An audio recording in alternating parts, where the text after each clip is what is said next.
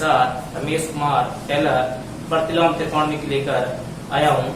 देखिए विद्यार्थियों, हमने प्रतिलोम त्रिकोणमिति की जो बेसिक जानकारी और साथ फॉर्मूले हमने पिछली वीडियो के दौरान पढ़े थे, परंतु कई विद्यार्थियों के कमेंट आ रहे थे कि सर क्वेश्चन तो सॉल्व हो रहे हैं बट इसकी जो बेसिक नॉलेज है कहाँ पर, जिसे मैंने प्रतिलोम त्रिकोणमिति का बताया था कि जो साइन इनवर्स क्वेश्चन मैंने सॉल्व करवाए थे, ये साइन इनवर्स -1/2 का मुख्य मान ज्ञात करो, कोस इनवर्स 1/(-1/√2) का मुख्य मान ज्ञात करो।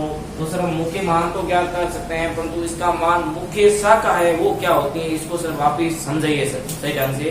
काफी विद्यार्थियों के कमेंट आ रहे थे। तो विद्यार्थियों, ये मैं आपको फलन के रिलेटेड टॉपिक है, इसको मैं फलन में लेते हुए टॉपिक को थोड़ा वापिस समझा रहा हूँ कि मुख्य शाखा है, साइन इनवर्स की मुख्य शाखा है वो -π/2 से π/2 ही क्यों होती है, जबकि कोस की 0 से पाई इसकी मुख्य शाखा क्यों होती है। अब देखिए इसी प्रकार से tan की जो मुख्य शाखा ओपन इंटरवल में -π/2 से π/2 होती है, इसका क्या कारण है। देखो विद्यार्थियों, हमने आप जरा 11th क्लास को याद कीजिए। 11th क्लास के अंदर फलन जो दूसरी प्रश्नावली का टॉपिक था उसको मैं थोड़ा बेसिक तो आपको बता दिया था कि फलन जो है, फलन टॉपिक ले रहा हूं मैं वापिस। फलन, ये फलन जो टॉपिक है ये ए है और ये बी है। ए से बी में कोई वेल डिफाइंड फलन परिभाषित है, तो ए के अंदर जो एलिमेंट होते हैं, ए के अंदर एलिमेंट होते हैं, इधर ये बी है और ये ए है, और इसके अंदर एलिमेंट जो होते हैं पी क्यू आर एस, इस टाइप से। अब ए के अंदर सारे के सारे एलिमेंट होते हैं वो होते हैं प्रांत, और पी के अंदर सारे के सारे एलिमेंट होते हैं वो होते हैं सप्रांत। यहाँ तक तो कोई दिक्कत नहीं है। अब ए के प्रत्येक एलिमेंट का बी में अद्वितीय प्रतिबिंब होना चाहिए। ए के प्रत्येक एलिमेंट का बी में अद्वितीय प्रतिबिंब होना चाहिए। उसको क्या कहते हैं, उसको फलन कहते हैं। और एक का प्रांत है, प्रांत के प्रत्येक एलिमेंट का बी में अद्वितीय प्रतिबिंब होना चाहिए। ये होती है फलन की परिभाषा। फलन में जैसे मैंने कह दिया ये बी का आर है, हमें प्रत्येक एलिमेंट का अलग अलग प्रतिबिंब होगा तो भी फलन होगा, और दो एलिमेंट का एक प्रतिबिंब होगा तो भी फलन होगा।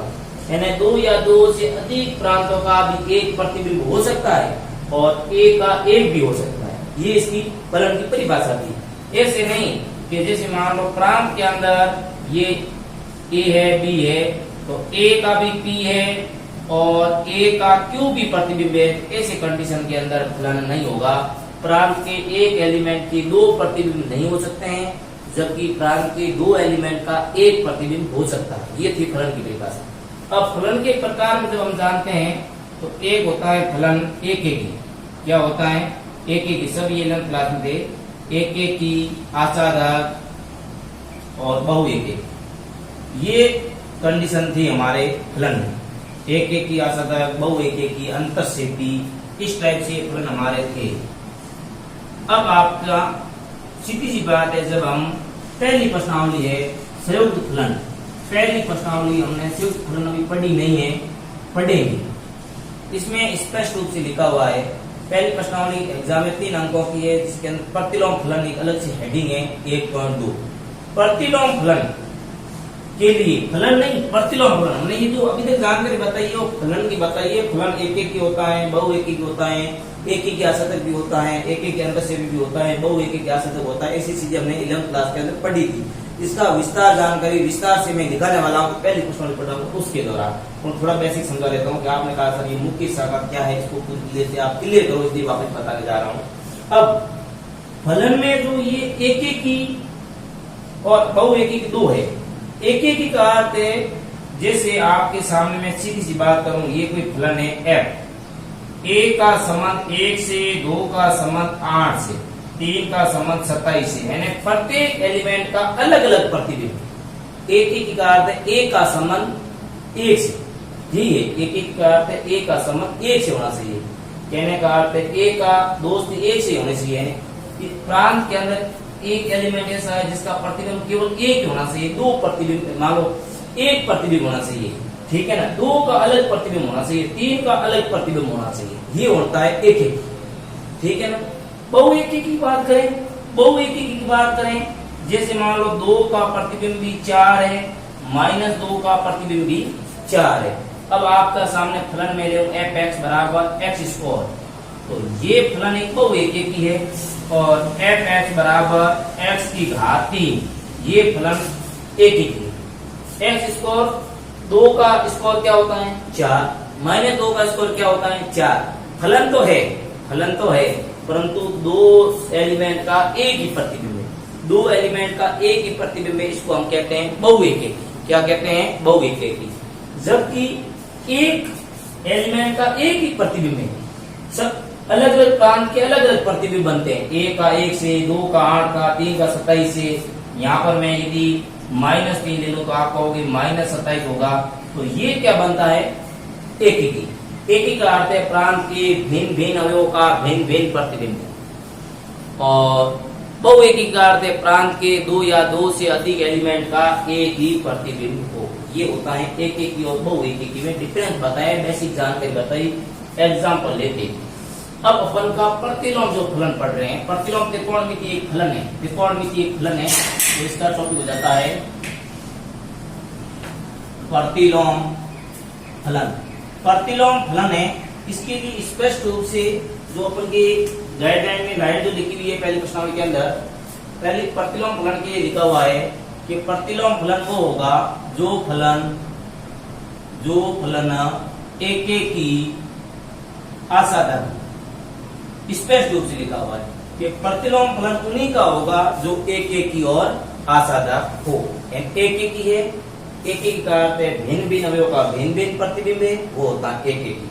अब रही बात आसाधक, आसाधक का अर्थ होता है कि ये बी के अंदर जितने सारे एलिमेंट है, बी के अंदर जितने भी एलिमेंट है, सब प्रांत के अंदर जितने भी एलिमेंट है, उन सभी का पूर्व प्रतिबिंब विद्यमान होना चाहिए, पूर्व प्रतिबिंब विद्यमान होना चाहिए। पर कैसे? एग्जाम्पल के द्वारा मैं आपको आपके सामने अलग से फिर से बता रहा हूँ। ये अब यहाँ पर मैंने जैसे 1 का 1 से, 2 का 8 से, 3 का 27 से, और मैंने 167 एक और संख्या लिखी, और ये कोई फलन है, ये ए है और ये बी है। क्या ये आसाधक है? ये आसाधक नहीं है, एक एक है, जो प्रत्येक का अलग अलग है, प्रांत के भिन्न भिन्न एलिमेंट का भिन्न भिन्न प्रतिबिंब है, भिन्न भिन्न एलिमेंट का भिन्न भिन्न प्रतिबिंब है, जबकि ये आसाधक नहीं है। आसाधक नहीं होने का कारण है कि सब प्रांत के अंदर जितने भी एलिमेंट है, सब प्रांत के अंदर जितने भी एलिमेंट है, उस प्रत्येक का पूर्व प्रतिबिंब नहीं है। एक का तो पूर्व प्रतिबिंब 1 है, 8 का भी है 2, 27 का 3 है, 67 का पूर्व प्रतिबिंब विद्यमान नहीं है, तो वो आसाधक नहीं होगा। और मैं एक आपके सामने से लिखूं जिनका पूर्व प्रतिबिंब विद्यमान है, जैसे आपके सामने ये ए है, ये बी है, 1 का 1 से, 2 का 8 से, 3 का 27 से। अब बी के अंदर सारे एलिमेंट है, प्रत्येक का पूर्व प्रतिबिंब विद्यमान है, जितने भी एलिमेंट है पूर्व प्रतिबिंब विद्यमान है, वो होता है आसाधक। तो अपन के प्रतिलोम फलन के लिए एक की आसाधक होना जरूरी है। ये आपको क्लियर हो गई कि प्रतिलोम फलन होगा, एक की आसाधक होना जरूरी है। अब हम बात करते हैं प्रतिलोम त्रिकोणमितीय फलन की। प्रतिलोम त्रिकोणमितीय फलन में, प्रतिलोम त्रिकोणमितीय फलन में जैसे मैं बात करूं sine inverse x, cos inverse x, tan inverse x, ये प्रतिलोम फलन है। जैसे प्रतिलोम फलन साइन इनवर्स एक्स किसका प्रतिलोम है? साइन एक्स का। कोस इनवर्स एक्स किसका प्रतिलोम फलन है? कोस एक्स का। tan इनवर्स एक्स किसका प्रतिलोम फलन है? tan एक्स का। tan एक्स का प्रतिलोम फलन tan इनवर्स एक्स, कोस का कोस इनवर्स एक्स, साइन का साइन इनवर्स एक्स।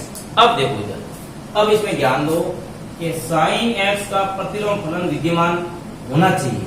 क्या है? Sine inverse x. ये तब होगा जब साइन एक्स क्या होना चाहिए भाई? साइन एक्स एक अपन का फलन है और उसी का प्रतिलोम फलन निकालना है, तो इसका साइन एक्स एक त्रिकोणमितीय फलन है, उसका प्रतिलोम त्रिकोणमितीय फलन निकालना है। तो जो अपन का फलन है, मेन फलन है, वो क्या होना चाहिए? वो होना चाहिए एक की आसाधक। क्या होना चाहिए? एक की आसाधक, ये होना चाहिए।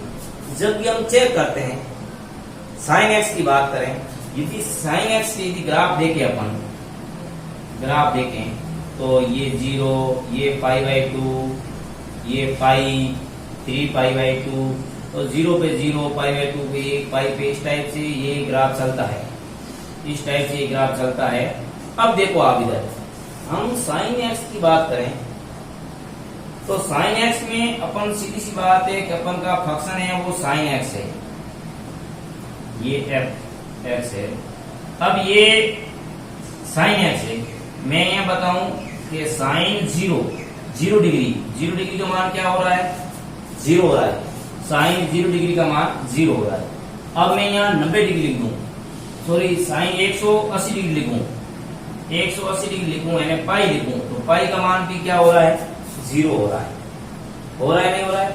अब मैं ये बात नहीं करूं, ये बात ये करूं मैं यदि π/2 लिखूं तो π/2 पर साइन का मान क्या हो रहा है, 1, साइन 90 मान 1 होता है। अब वापिस में यदि साइन, ये तो हो गया π/2 का मान 1 होता है। अब वापिस में जब प्रथम चतुर्थांश के अंदर जाऊं,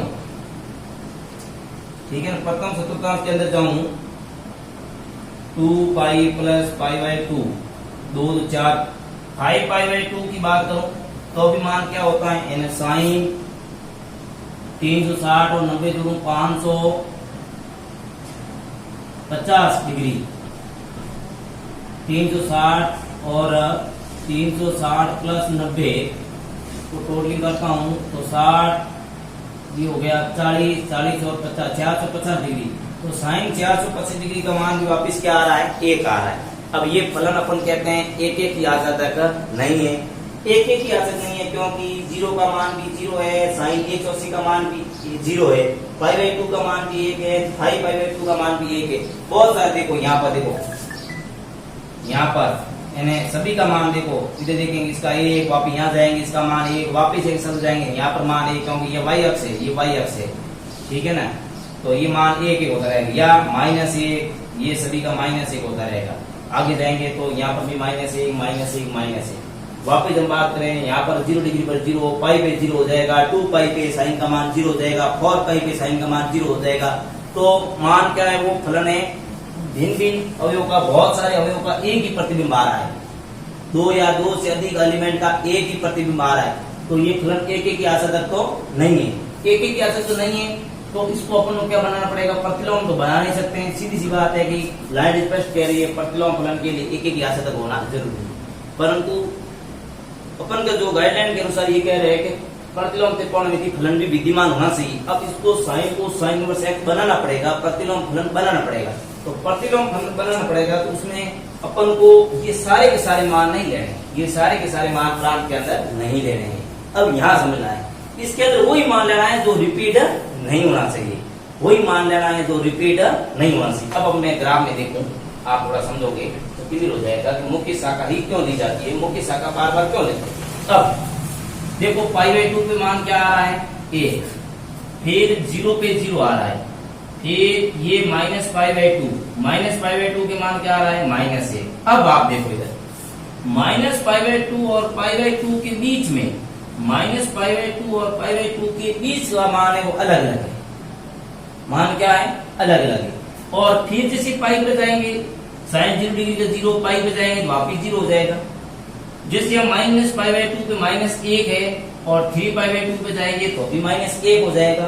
तो ये मान क्या है, सीधी सी बात है, अलग अलग नहीं है, रिपीट हो रहे हैं।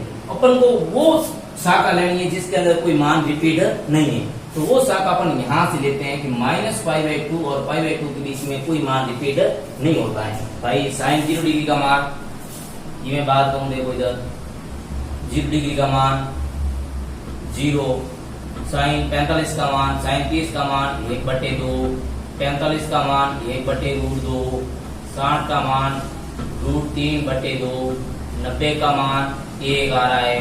फिर अपन यदि माइनस में जाए तो माइनस के π/2 का मान -1 आ रहा है, फिर -45 का मान -1/√2 आ रहा है, 1/√2 आ रहा है, -30 का मान -1/2 आ रहा है। मान है वो सबके अलग अलग आ रहे हैं, सेम मान नहीं आ रहे। किसके बीच में, माइनस पाई बाई 2 और पाई बाई 2 के बीच में सबके मान अलग अलग आ रहे हैं, तो ये उसकी क्या होगी, मुख्य शाखा। इसलिए कहते हैं कि साइन एक्स का प्रतिलोम फलन तभी विद्यमान होगा जब उसकी मुख्य शाखा में मान स्थित होना चाहिए। मुख्य शाखा है माइनस पाई बाई 2 से पाई बाई 2, इसके बीच में माइनस पाई बाई 2 से पाई बाई 2 के बीच में फलन है वो प्रतिलोम, मान लो एक ही आशतक है, एक ही आशतक है, तो वो क्या होगा, प्रतिलोम फलन विद्यमान होगा। अब देखें ये सारे के सारे सप्रांत है, इस प्रत्येक का पूर्व प्रति में विद्यमान है, जितने भी सारे के सारे मान है इसका पूर्व प्रति में विद्यमान है। अब आप कहोगे सर 0 डिग्री और 1/2 यदि में 1/2 का अर्थ है 0.5, तो मैं 0.25 ले लूं तो इसका भी पूर्व प्रति क्या विद्यमान है, बिल्कुल है। देखो 0 का 0 है, फिर 1/2 का 30 आ रहा है, तो 0.25 है तो 0 डिग्री और 30 डिग्री के बीच का कोई मान आएगा, 2 डिग्री भी आ सकता है, 3 डिग्री, 5 डिग्री। अब आप कहोगे 0 पॉइंट में 1 0 ले लूं तो इसका भी पूर्व प्रति में विद्यमान होगा, क्योंकि ये 0 डिग्री बाद मैंने 30 डिग्री लिया, 1 डिग्री 2 डिग्री प्रत्येक का मान होता है, जो अपन साइंटिफिक कैल से आता है उनके माध्यम से निकाल सकते हैं। जैसे आपने 11वीं क्लास के अंदर साइन 15 का मान निकालना सीखा होगा, साइन 22 का मान निकालना सीखा होगा, उसी टाइप की प्रत्येक का मान होता है। तो सारे के सारे 0 1/2 या 0 और माइनस, कहने का 1 और -1 के बीच में जितने के जितने एलिमेंट है, ठीक है ना, ये सप्रांत है कहां से कहां तक। देखो मैक्सिमम 1 है, मिनिमम कितना है, -1 है, तो 1 और -1 और 1 के बीच में, -1 और 1 के बीच में ये जो सप्रांत है, इसके -1 और 1 के बीच के जितने भी एलिमेंट इसका पूर्व प्रतिबिंब विद्यमान है, तो वो क्या हो गया, असत्य हो गया। तो विद्यार्थियों मैंने साइन का एग्जाम्पल बताया, उसी टाइप की कोस की बात करें तो कोस में भी कोस का प्रतिलोम फलन कोस इनवर्स एक्स होता है। अब इनके लिए मुख्य शाखा होनी जरूरी है, तो कोस के लिए हम ग्राफ खींचे तो कोस के लिए फलन कोस है वो एक की आशतक होना जरूरी है, जबकि हम जानते हैं कोस फलन है, कोस है, ऐसे नॉर्मल कंडीशन में वो एक की आशतक फलन नहीं होता है। जैसे मैं बात करूं कि कोस 0 डिग्री, कौन सा फलन ले रहा हूं मैं, fx बराबर कोस x ले रहा हूं, कोस x फलन ले रहा हूं। अब कोस x में 0 डिग्री का मान कितना है, 1, ठीक है, कोई डाउट नहीं है, समझ में आ गया होगा। अब मैं यदि कोस 4 पाई का मान लूं, 360 का मान लूं, तो कोस 360 में भी मान क्या आ रहा है, 1 आ रहा है। अब देखो इसका अर्थ ये फलन एक की आशतक तो नहीं है। अब मैं यदि बात करूं कोस पाई बाई 2 की बात करूं तो 0 आ रहा है, कोस 90 का मान 0 है, बिल्कुल सही है। अब यदि मैं बात करूं कोस पाई बाई 6 की बात करूं तो √3/2 आ रहा है, जबकि माइनस पाई बाई 6 की बात करूं तो कोस -π/6 की बात करूं तो कोस माइनस थीटा, आपने 11वीं क्लास के अंदर पढ़ा होगा कि कोस माइनस थीटा बराबर क्या होता है, कोस थीटा। माइनस का कोई इफेक्ट नहीं रहता है, तो माइनस का कोई इफेक्ट नहीं रहता है तो सीधा हो जाएगा कोस π/6। कोस π/6 का मान है √3/2। अब इसका मान भी √3/2 आ रहा है, ठीक है ना, यानी कोस में कोई भी मान माइनस मिलेंगे ना, उसका मान भी प्लस में आ रहा है।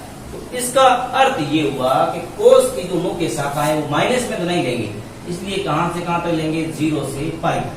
0 और पाई के बीच में कोई भी मान रिपीट नहीं होगा, ठीक है ना, माइनस में जाएंगे तो रिपीट हो जाएगा। आप कहोगे सर 0 से पाई क्यों लिया, यदि कोस -30 डिग्री ले तो कोस -30 डिग्री का वही मान होगा जो कोस 30 डिग्री का मान। समझ में आ रही बात, इसी कारण अपन माइनस में नहीं लेते। तो ये मैंने 2 आपको बताएं। इसी प्रकार tan का सबका ग्राफ है, मुख्य शाखा याद होनी जरूरी है, इसका मान जहां भी परिभाषित होगा, जब भी अपन ये फॉर्मूले जो बनाते हैं ना, साइन इनवर्स एक्स या अपन जो भी फॉर्मूला लिखाएंगे, ये फॉर्मूले भी आपकी इस मुख्य शाखा तक ही परिभाषित है। तो ये तो है मुख्य शाखा, जो मुख्य प्रांत कहते हैं, और -1 से 1 है, ये कहलाता है सब मुख्य परिसर। ये क्या कहलाता है, मुख्य परिसर। कोई डाउट नहीं होगा यहाँ तक। अब विद्यार्थियों को मैं विश्वास है कि ये समझ में आ गया होगा, फिर भी समझ में नहीं आया तो मुझे बताइए, मैं वापस कोशिश करूंगा। अब मैं क्वेश्चन आगे इसके रिलेटेड कर रहा हूँ। ये तो मैंने केवल बेसिक जानकारी, जहाँ इसके वीडियो के दौरान विद्यार्थी कह रहे थे कि सर पूरा क्लियर नहीं हुआ, क्योंकि मुझे विश्वास है क्लियर इसलिए नहीं हुआ कि 11वीं क्लास के अंदर आपने फलन को सही ढंग से नहीं पढ़ा था। फिर भी मैं पहले प्रश्न से स्टार्ट करूंगा, उसके अंदर फलन को बहुत ज्यादा गहराई से लिखा दूंगा मैं। अब देखो इधर प्रतिलोम त्रिकोणमिति की आगे बढ़ते हुए फॉर्मूलों की बात कर रहे थे। हमने 4-5 फॉर्मूले लिखे थे, उसको प्रूव भी किए थे। आप उस फॉर्मूलों को अच्छी तरह से याद करना। अब मैं फॉर्मूला लिखाने जा रहा हूं 2 tan इनवर्स x।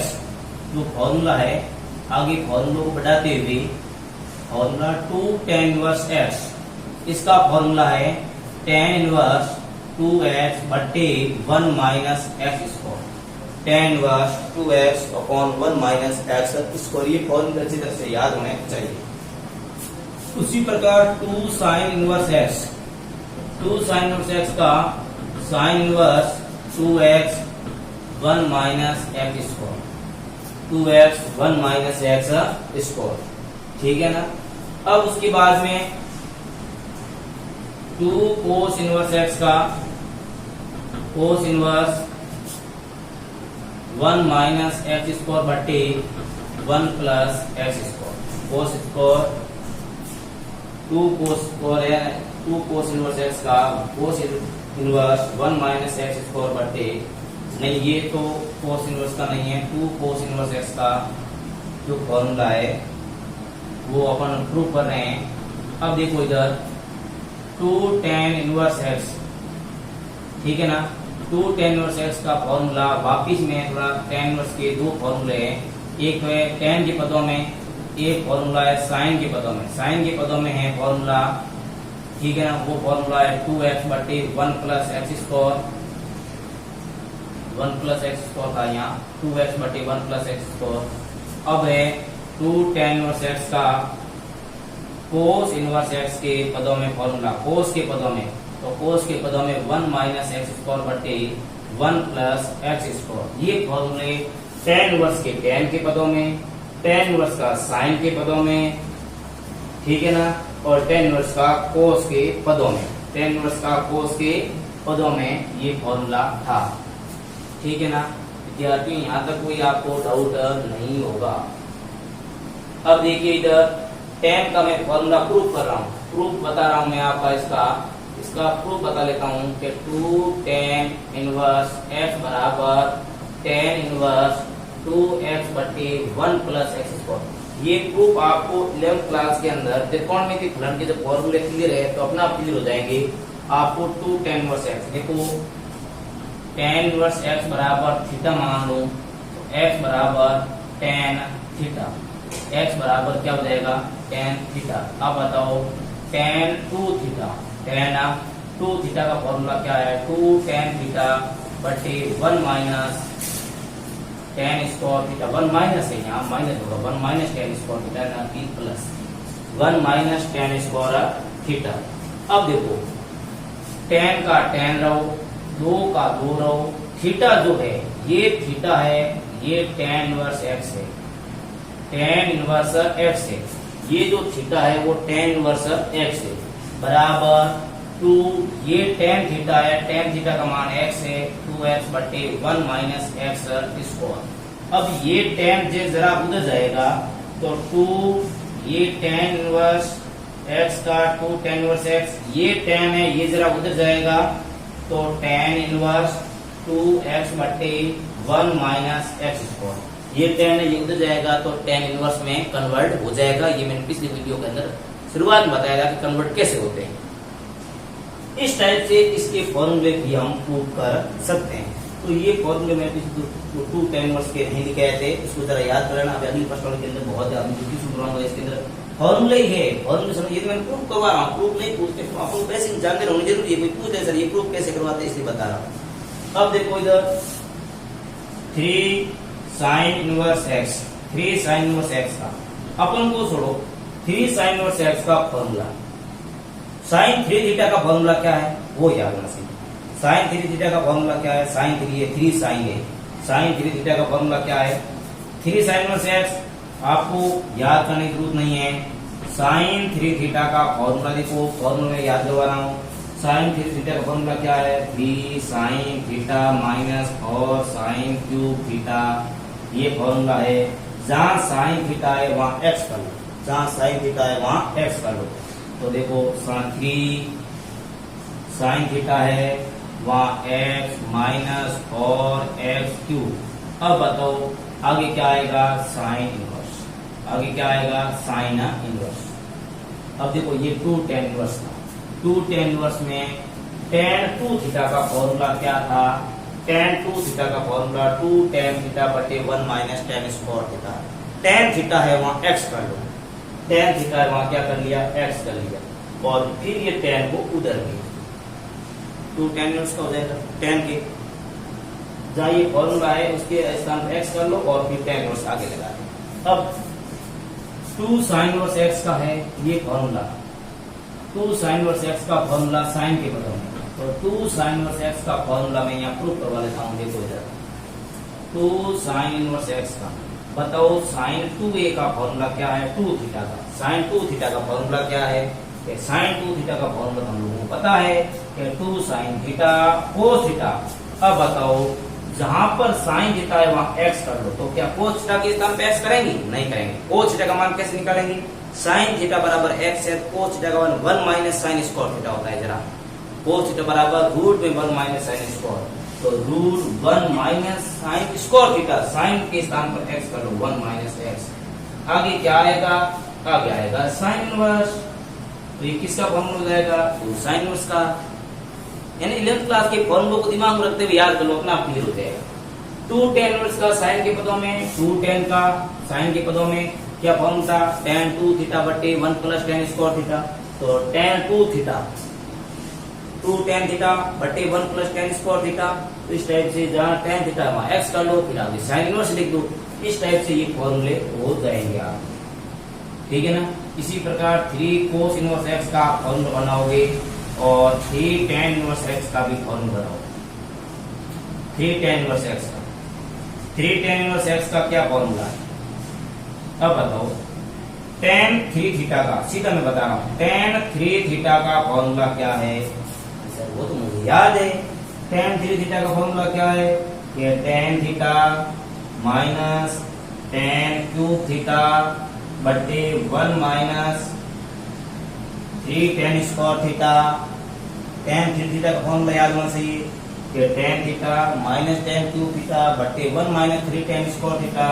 तो tan थीटा है वहां क्या कर लो, tan थीटा वहां क्या कर लो, x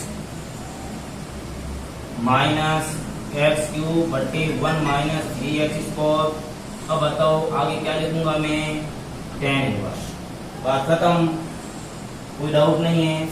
cos 3 थीटा का फॉर्मूला क्या है, 3 cos थीटा का formula 3 cos cube theta minus 4 cos है, 3 cos cube theta minus 4 cos है। cos 3 थीटा का फॉर्मूला क्या है, ये आपको प्रूफ करके बताना है फॉर्मूला, ठीक है। नहीं है मैं अगले वीडियो के अंदर बता दूंगा 3 cos इनवर्स x का। तो इस टाइप से ये वीडियो अपन के क्वेश्चन हो गए। अगले के अंदर इसकी प्रॉपर्टी की क्वेश्चन करवाने वाला हूँ। थैंक्स।